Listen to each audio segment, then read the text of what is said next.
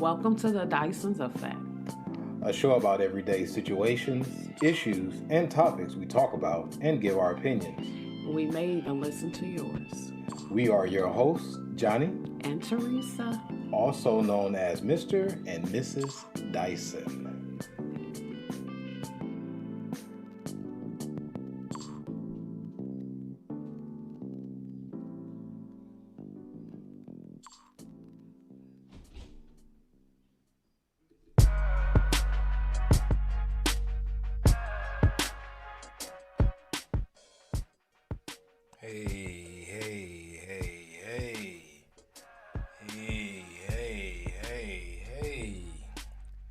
This is Johnny. This is Theresa. And this is another episode of the Dyson'S Effect. So, we got another hot topic. How you doing today? Tell the wonderful people how you feeling today. The people that's so worried about you and your gorgeous face. How you feeling? How you feeling? How you feeling? I'm good. How's everything being excited for you for your new business? Are you still excited? The excitement gone? And because I'm gonna turn this fan on, it's getting hot. Turn the fan on 1 second, everybody.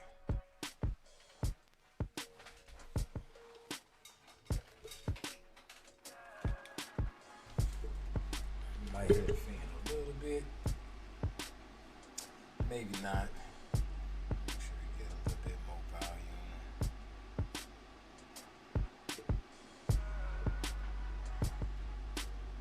So, when we picked this topic today, what made you pick this topic out of all the topics from the choices? My feet hurt. I didn't want to do that. It's just something new we haven't talked about. I didn't know what the first one was, so. You didn't know what the first one was? Good that you asked. You didn't know what the first one was. Or what it was supposed to be. We talked about it before. You just probably don't remember. So, for our topic today, what is it?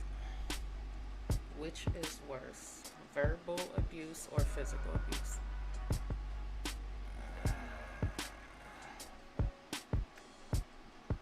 Which is worse, verbal abuse or physical abuse? I don't think there's a lesser evil of the two. They both can scar you and mentally and physically do harm to you. So I don't know if there's a lesser of the two, if that makes sense. Like one is less evil than the other. I had a friend that used to get into it with this girl all the time. And one of the things he said is like man, she just used to talk crazy to me. He said she don't know the thing that she says. It be cutting me deep.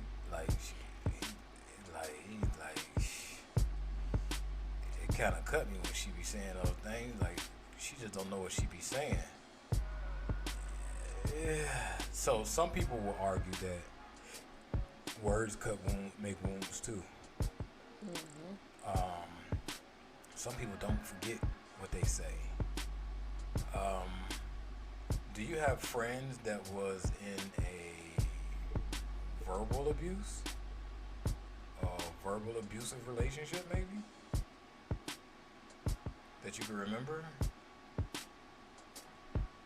Mm-hmm. You do? Help me understand what kind of goes on in a verbal abusive relationship from your perspective of what you've seen.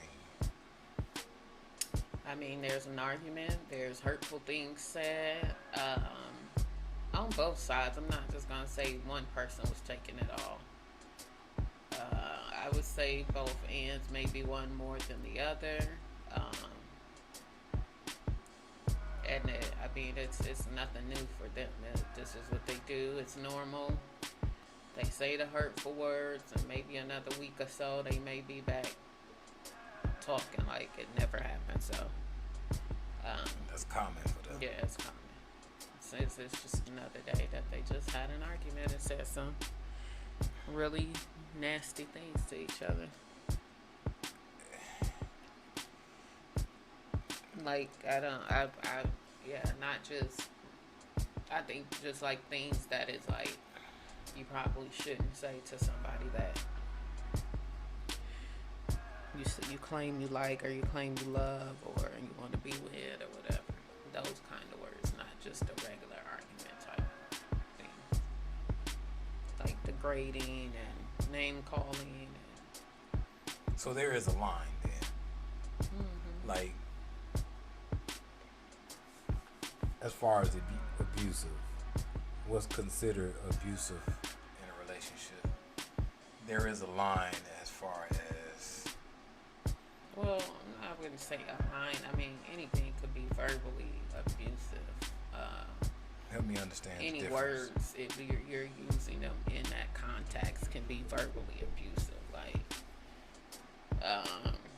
in the way that it's said and when it's used, especially if it's used in an argument to hurt that person, then it's not like I don't think there's that's off limits because I don't want to be verbally abusing you. Anything that's disrespecting me and putting me down and name calling is verbally abusing me. Just because you're trying to not, I guess, use the most derogatory form of that word doesn't mean that it's not still being used in that way. So it's interesting because I know what verbally abusive is, but I'm trying to figure out if the people that are in a verbal abusive relationship, do they stay for one, and why do they stay? Well, do they stay? And I'm gonna guess, this is just a guess, they do stay because they're in it, right? I wonder, why do someone stay in a verbally abusive relationship? Because they may be just as verbally abusive back. So it's like a toxic thing, a toxic trait. Toxicity that they have. So they don't really see that they are in a most people don't really see that they are in a verbally abusive relationship because they feel like I talk crazy to you too. So is it really being language? Yeah. Now there is people that are really in one that it's only one sided. And why do they stay? Why do you stay in a relationship when someone is putting their hands on you? There's many different reasons that women and men give to why they stay. So just because it's verbally doesn't mean it's any more or less concerning than being physically abusive. Would you say that a verbal abusive is almost like a bullying relationship? If it's one-sided, I think so. What about both sides? Now, if both of y'all talking junk, then it's just toxic. And it's just toxic to me. I wouldn't say it's bullying. I mean, cause you're gonna say your piece, I'm gonna say my piece, and whatever happens. I guess we'll be mad and then nothing. Now, if it's just one-sided, yes, you're bullying this person with your words, yes. But I don't feel like it can be bullying if it's both sided. If it's both. What if it's? I guess it's at any given time. I guess an abusive relationship, if it's both people doing it, it's an abusive relationship. Period.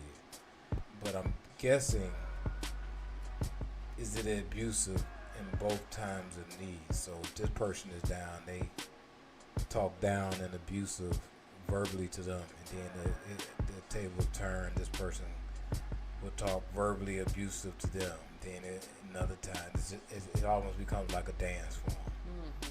So I'm guessing it can be in a bullying way, because what if that's just their language of how they talk to each other? Right. Maybe.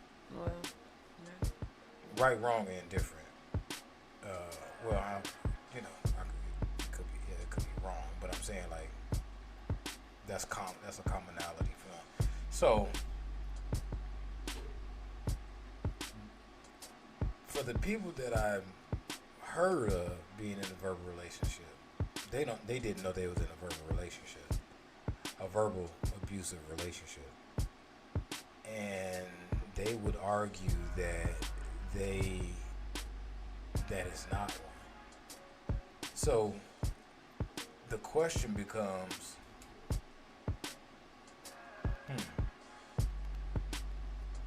I got one. When it comes to being in a verbal relationship, you think age matters? Like, this is usually a young couple's thing because we don't know what relationships are. No. We're trying to figure it out. Oh, that doesn't matter. No. So you think there's older couples that's in a verbal relationship, verbal abusive relationship? Yeah, I don't think age matters on it. It may just matters the more frequent it happens, or how often it happens. But I don't think it's an age thing, because the people I know that may or may not be in it, they are well in their 40s. They're well in their 40s. So they maybe should know better. I mean, by that age, you would think you wouldn't want to be in that kind of relationship with someone. I guess it's fine when you're in your teens and maybe your early 20s, but being 30 and 40 and being verbally abused, and you have to verbally abuse somebody, is it even worth doing it? Okay, so let me get off verbal abuse. Okay, verbal is kind of so physical abuse is more easier to me, because we've seen that. We know what that is. We know what that look like. We know that's a little bit more easier to dissect. Like when a man hits a woman, that's in movies, that's in books, that's in. There's hotlines for it. Physical abuse, I don't want to say it's easier, but it's easier to be knowledgeable of it, if that makes sense.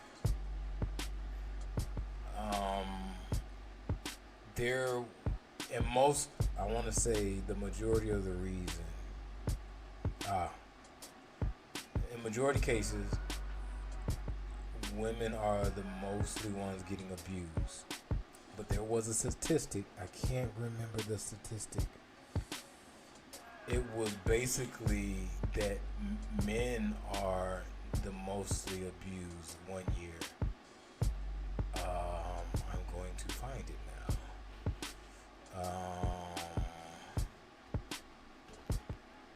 Basically, it was basically saying that women are more abusive than men. And some people would take it out of context of how we were saying. And I want to argue and say it might have been verbally abusive than men, based on these statistics. I was going to say verbally. I'm not sure if it's a physical abuse, but I don't know. It was a statistical study that was done. I'm not sure if it was correct or not. But when someone is being physically abused, how do family members, I'll give you an example. There was a time when it was a movie that was on. The lady that was in it was from this one show. It was a Lifetime movie.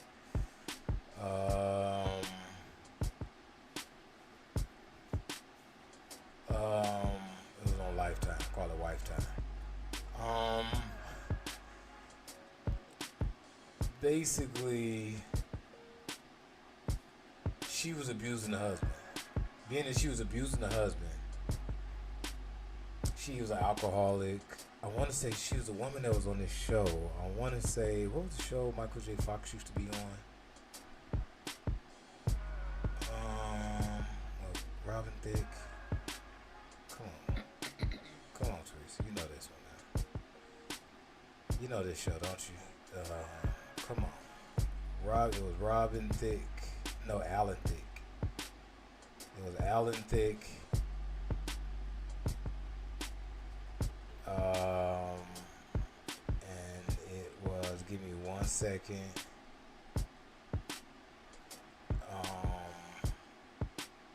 Family Ties.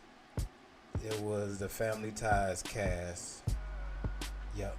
It was a show. The mother that was on the Family Ties cast. Basically, growing pains. She was an alcoholic. She was beating on this man, so on and so forth, yada yada yada. But she was really abusive to him, but he never hit her.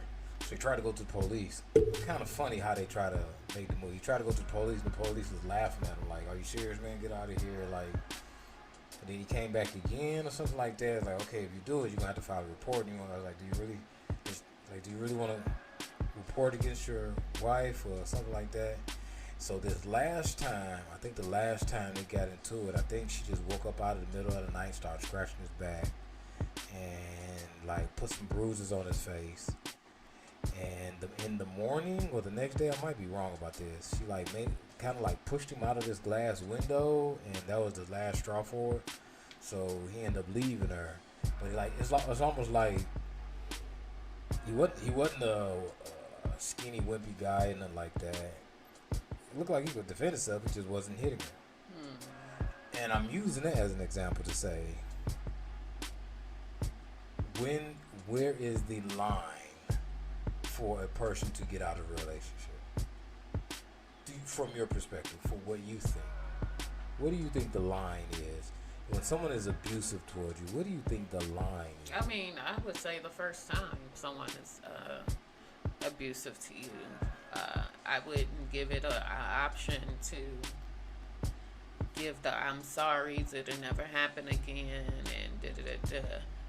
Now, most women won't leave the first time, especially because the first time that guy is just so sorry and buying all these gifts, and I've literally seen it happen, buying gifts, and yeah, I just gave you a black eye, but I'm gonna get you these gifts, and I'm so sorry this happened, and it'll never happen again, and that person stays because I feel like they were guilt tripped to stay.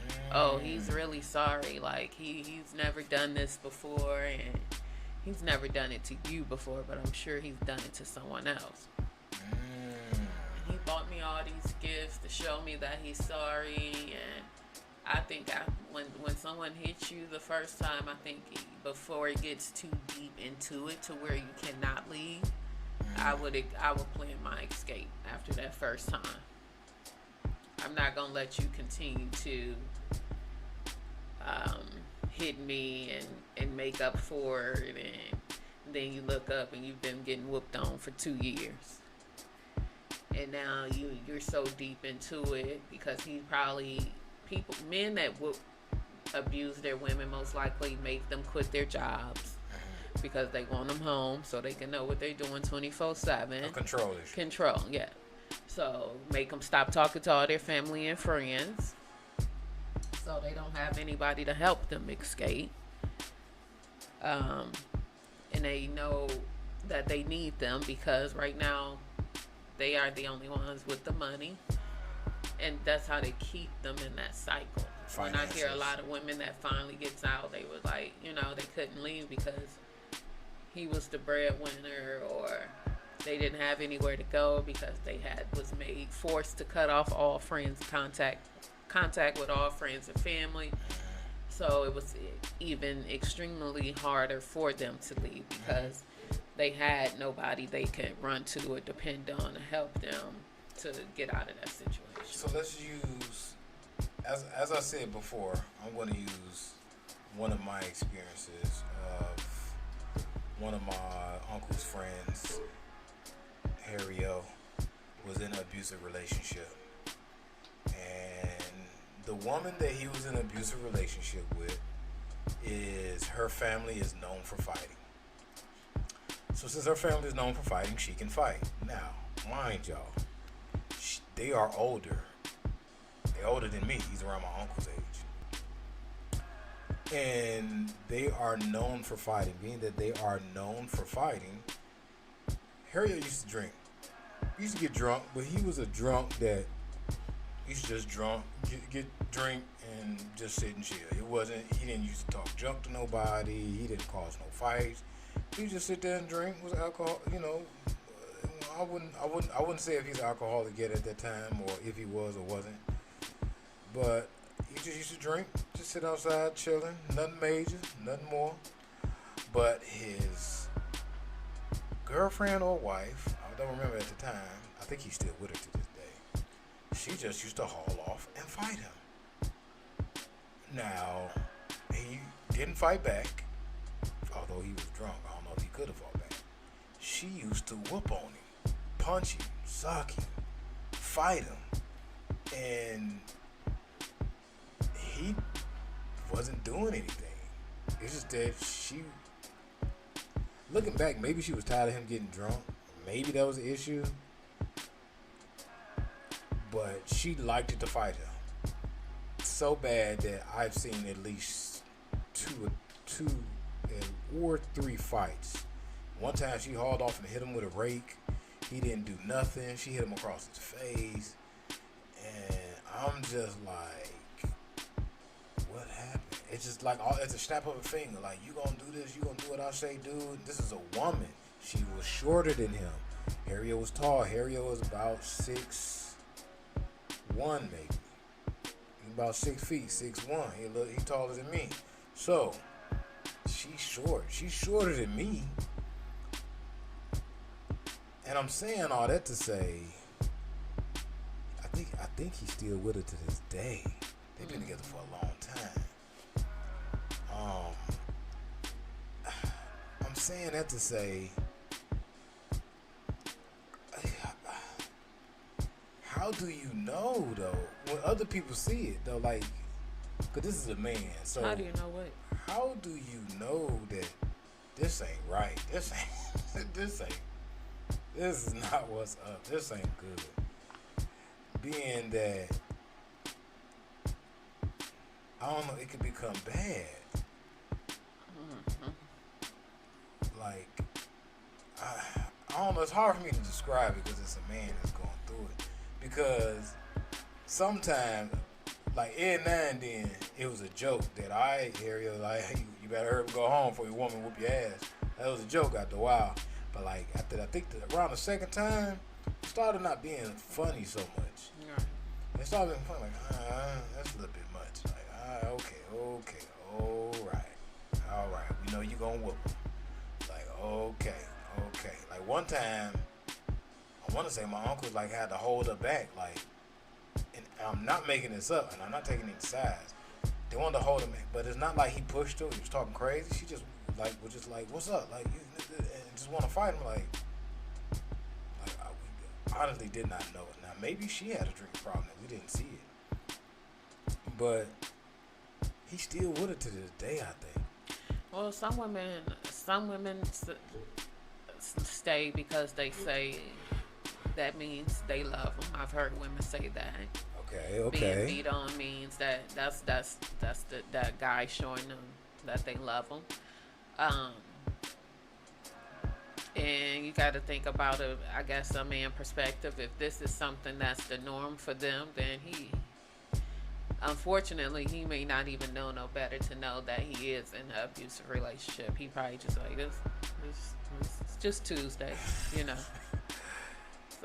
So some people really need a wake-up call when it comes to being in a abusive relationship. And when you're right. Like we used to say back home, like he probably used to like that type of stuff. Mm-hmm. I know there's women that do like that like that type of fighting and keeping up fussing. Mm-hmm. even the verbal abuse of all that, they like that type of stuff. They like it a little spicy like that. Yeah, if we ain't arguing, then I need to pick an argument. Like,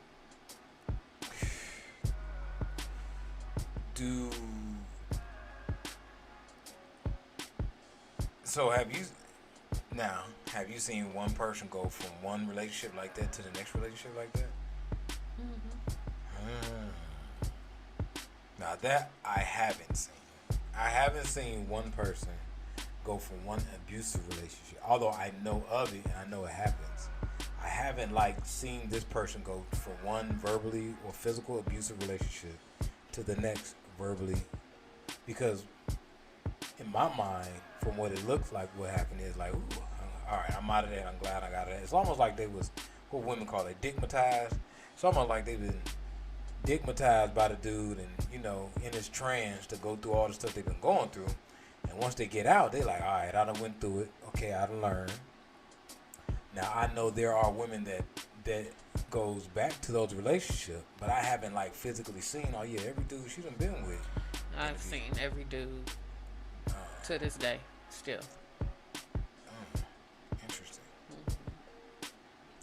So that poses the question of it is, these women got some. No, that poses a question too as well. Like, did you see that growing up? Yes. Was your mom or your dad in a relationship like that? Yes. So in your mind, that's normal.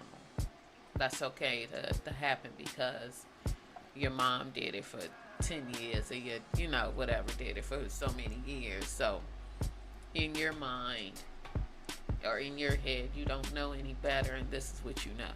This is okay for this to happen because you've seen it coming up. Yeah, abuse is one of those things that is very interesting towards me because I'm very intuitive, curious about the mentality of these people that takes abuse. I'm very curious because in many cases, abuse can go on for so long. Abuse can go on from anywhere from a few months, a year in a relationship, to 15 years, 20. I was reading a synopsis thing about a book about how this woman was married to this guy for 40 years, and for the whole 40 years he was abusing her, and he even raped her a few times. But although that was a husband, I'm not saying the husband can't rape her, but I'm just saying for 40 years this was going on for 40 years, and I think something happened then that she decided to leave. But by the time she decided to leave, he was kind of old and decrepit a little bit, and she was like, all right, you can leave.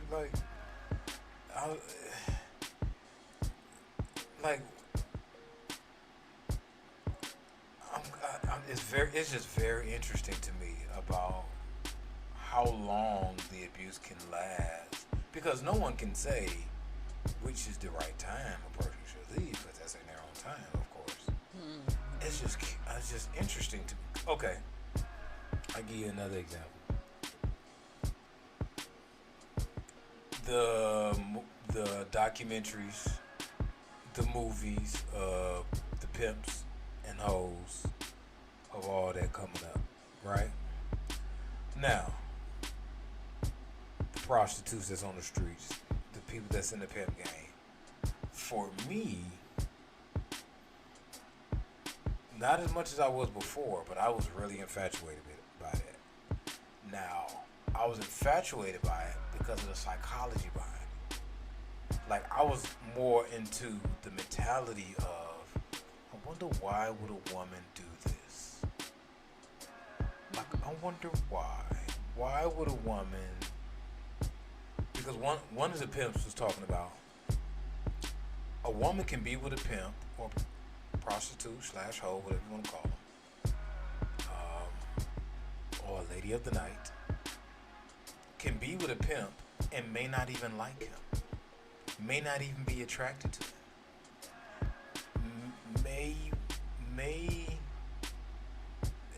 may not have nothing worth of value in this person that she see, but she would stay with this guy that's a pimp, and that's just fascinating to me. Like, wow. Clearly, I can understand why you may be with this guy because he's flashy. You may be with this guy because he may be a father figure. You may be with this guy because he looks good. I get all of that. This guy because he's strong, whatever. But this guy that don't even look strong, may not even have a gift of gab, and this is the one you choose to be with, and not just with for a minute, be with for a while. Like, for me, that is interesting. And these pimps can be very verbally abusive, and some can be physically abusive. Mm-hmm. That is very, and this is being that we're talking about abuse, because I'm into the psychology behind it. I even was reading about one of them because he wanted to correlate his pimp game to corporate offices and how you can start pimping in business wise. So when you go to these business offices, use the same tactics. And when you go to these business offices, use the same tactics so you know how to control the room. So that's why I was like, it might be something to this. Who knows? It might be something to it. So that's why I was into psych. Or it all could be bullshit. It all be pimping enough to make you, trick you into buying the book thinking he got something.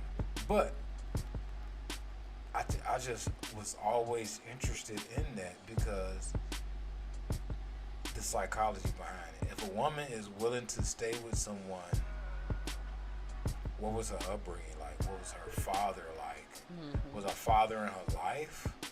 Was her father not in her life? Was she molested? In a lot of these cases, they were. Well, I don't.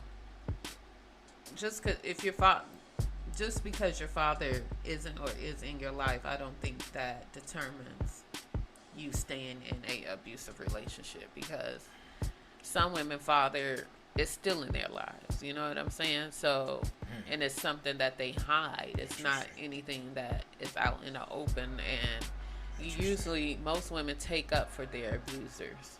Yes, okay, so, okay.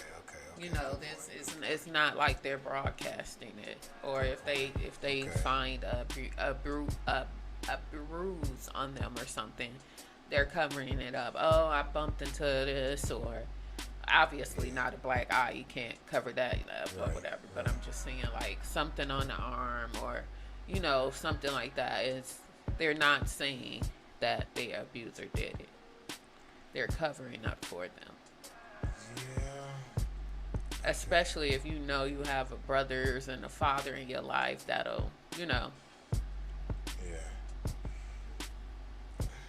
So yeah, most women cover up for their abusers. They're never going to tell anyone. But family knows when you're being controlled and when you're being abused, whether you think they do or not. Can we define this person by this one act then? What if it's a mistake? Right? What if this person made a mistake? How is that? How is you raising your hand and putting a scar on me is a mistake?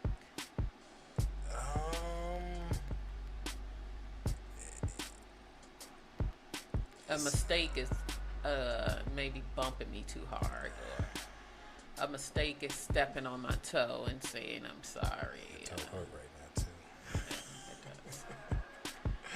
Why you making all them faces? So you raising your hand and hurting me and hitting me,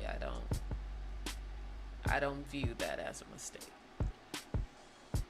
That was an act you intended on doing. Yeah. So you don't think a person can learn not to do that ever again? So they're defined in that relationship by one I mean, what if, okay, let's paint a scenario. I'm reading an article right now about this one lady. What does they call it? A think piece. I'm reading a think piece right now. A long one. But they've been together for 6 years, somewhere between 5 and 7 years, and got into it one time, and he made a mistake and hit her, but he didn't like slap her, close fist hit her. It's almost like he pushed her. Like he pushed her with his hand, and it kind of like busted her lip a little bit. Is he defined by that one act as being abusive? Like yeah, if it was to ever come up, I would say, yeah, he abused me this time. Interesting. So this ain't like this. So when it comes to a man, there's no second chances. Oh, I don't think a woman either. Like a woman, I think if you hit men or if you hit women, because you have lesbian lovers that are in. Ooh, yes, that is a whole conversation, ain't it? I did not know that. Yes, and men as well. So yes. Whether you're the same sex or different sex, abuse is abuse. What they say, same sex, same problems. Yeah, abuse is abuse. So, and I guess it's overlooked if it's same sex. It's overlooked that it's same sex because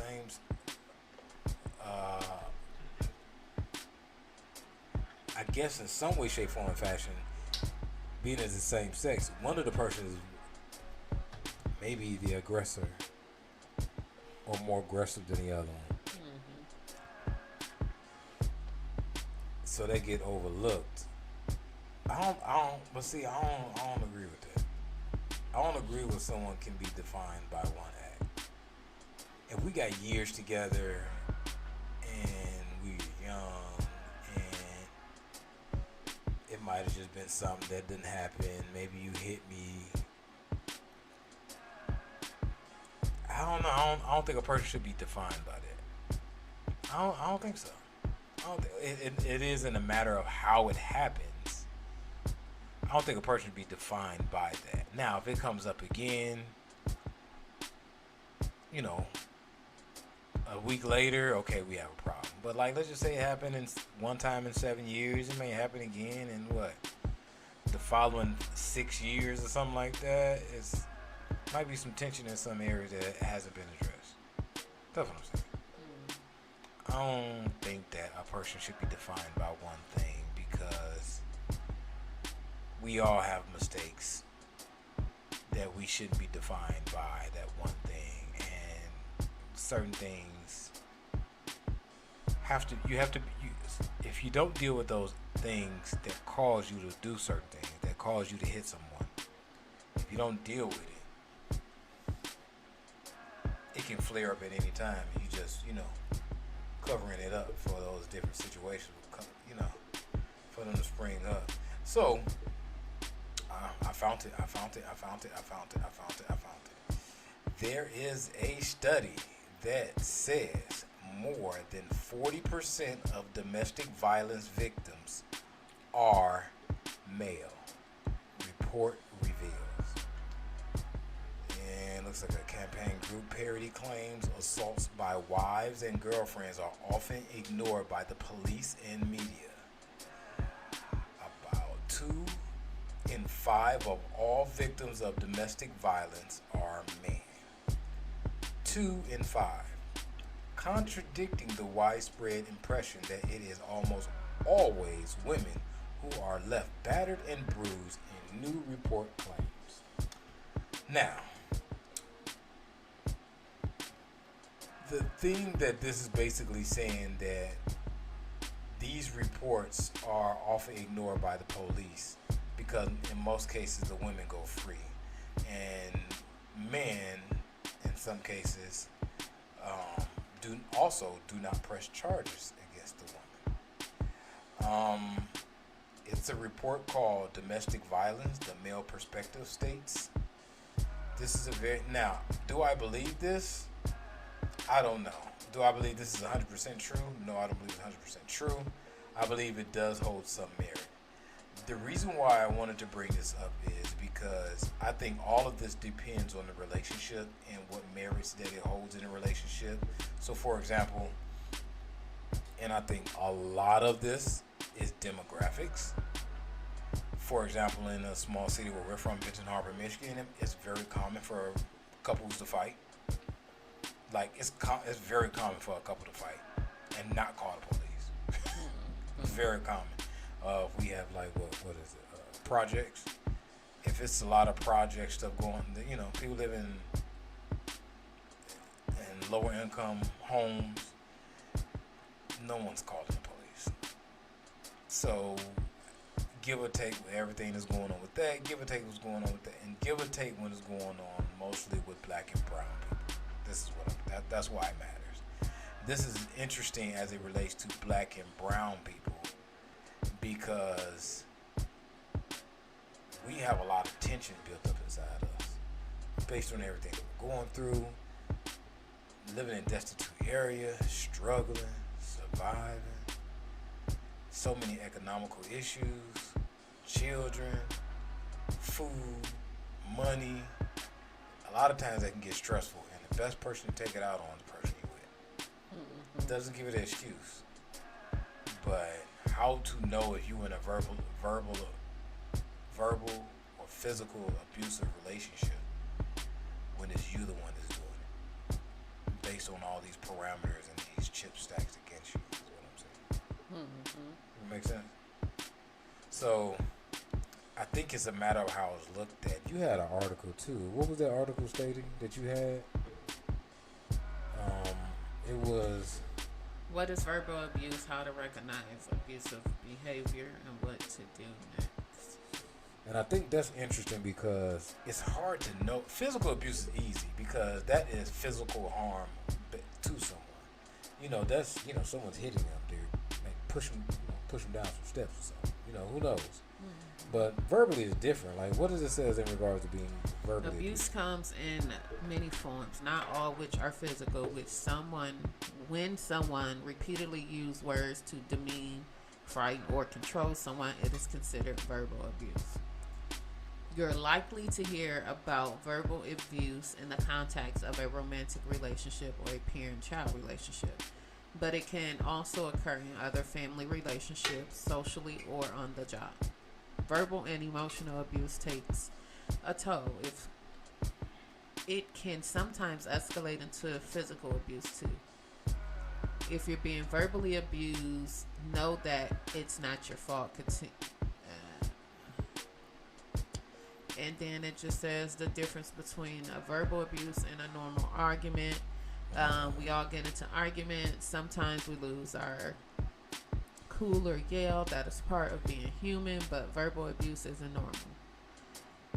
The trouble is when you're involved in a verbally abusive relationship, it can wear you down and seem normal to you.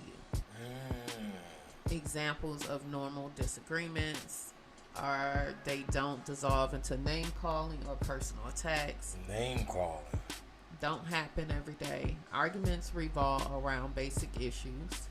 something simple. You're arguing over something simple. Like, who's gonna take out the trash? I gotta take out the trash. You listen and try to understand others' positions, even when you're angry. One of you may yell or say something truly awful out of frustration, but it's an unusual occurrence and you work through it together. Even if you can't agree completely, you're able to compromise or move on without punishment or threats. Arguments aren't a zero-sum game. One person won't win at the detriment of the other. So the red flags for an argument: they insult or attempt to humiliate you. Then they accuse you of being overly sensitive or say that it was a joke and you have no sense of humor. They frequently yell or scream at you. Arguments take you by surprise, but you get blamed for starting them. The initial disagreement sets off a string of accusations and dredging up of unrelated issues to put you on defense. They try to make you feel guilty and position themselves as the victim. They save their hurtful behaviors for when they're alone, but act completely different when others are around. and they get into your personal space or block you from moving away. They hit the wall or pound their fist, and they want credit for not having hit you, for not having hit you. So yeah, they want credit for I could have hit you when you said that. Mm-hmm. So with that being said, that's just the verbal part, right? So being that that's just the verbal part, it sounds very similar to physical abuse, what it sounds like. Mm-hmm. So it should be a 1-800 abuse number. That was, I think I seen it for people that's going through any abuse. I just think that is very interesting of how it relates to our current times, everything we have that's going on. It relates to so many frustrations everybody's going through right now.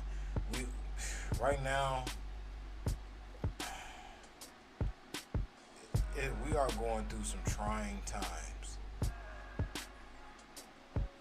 Some trying times to. We just came out of the pandemic. We just came out of all of this stuff that we're going on. So I think it's just when it comes to relationships, when it comes to,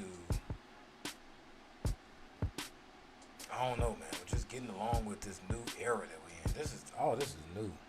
This is new that's going on right now. Economic issues. You want to read this number for people that may be going through any... A National Domestic Violence Hotline. The number is 1-800-799-7233. 1-800-799-7233. And if you can't get away, text a family member, a friend, a neighbor. Get in contact with somebody that can help you through this situation. It's kind of a sticky situation because most people that are in those abusive relationships, they don't know it, or they do know it and feel that they are stuck. I think this is the opportunity for us to bond with people, to build with families, to help women and men become better, because although I don't think we should be defined by these situations, I do think that our communities need help on coping with the things that they're coping with, so we can have a commonality on how to deal with certain stressors. Because men, we have to get rid of our stressors differently, and as I said, the closest people that they take it out on, if they are abusive, is the people that they love, and so on and so on, even for women for that case, because then what if it's a child that they're taking an abusive relationship on as well? So I guess that's it in a nutshell, but it's very interesting on how we can go forward and how we can help other people get out of this relationship. If you are in an abusive relationship, please get help from somebody, but more importantly, abuse is not okay, whether it's mentally or physically, verbally, emotionally. Any abuse. Any abuse. It's not right, but it's all in the matters of how you can see yourself in a bird's eye view of this relationship. If you can look outside of this relationship and ask yourself, would an average person, not you because you would be biased, would an average person see this as an abusive relationship? And if it is, if they would, you may be in an abusive relationship. If you would ask, because a lot of women would ask their friends. If you have a close friend and you want their advice on it, ask them. Men, if you want one of your homeboys' advice, ask them. They probably would tell you, yeah, you kind of in an abusive relationship, dog. Like, yeah, she go upside your head all the time. So I just think it's very interesting on how we get to these situations, and in what matter we can grow from this. So we're gonna end on that note. It's kind of heavy. I ain't mean it to be that heavy. Please get in contact with us at the Dyson's Effect on all social media, Instagram, Twitter, Facebook. Email us at thedysoneffect@hotmail.com. Please get in contact with my beautiful, voluptuous, gorgeous, model, pretty, vivacious wife at... I am his Mrs. Dyson. Yes, you are. And her on Facebook as well. And you can get in contact with me on Twitter as Benevolent Coach, Your Benevolent Coach, on Facebook and Instagram. I'm also going to soon implement a lot of some online activities for anyone. Please get in contact with me, DM me about any online things that I'm working on for my website. Contact us if you have any issues or questions. Email us for any topics, issues, ideas, questions that you may have. And always, this is Johnny. This is Theresa. And this is another episode of The Dyson's Effect. Peace, love, blessings.